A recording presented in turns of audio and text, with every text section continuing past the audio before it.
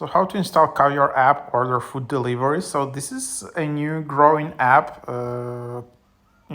comparable to like Uber Eats or DoorDash, or like, if you just want to order some food from restaurants, try out these apps. They have some nice promotions.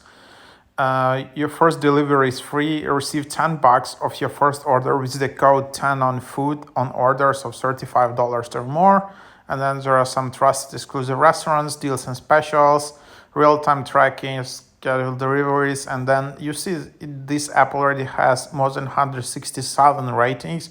It's pretty high average rating. So yeah, just give it a try if you like Uber Eats or DoorDash, all of these apps. Try out also this app, just to give it, a spin. And then here, for example, you can just install it and create an account easily with Apple, Google, Facebook. And then you can just tap continue. So then you'll just add your address and you will see what is around. But yeah, this app is not available in Europe.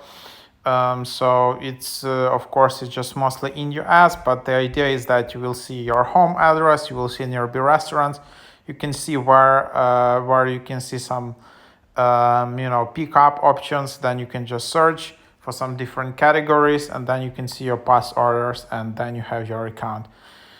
So that's what it is.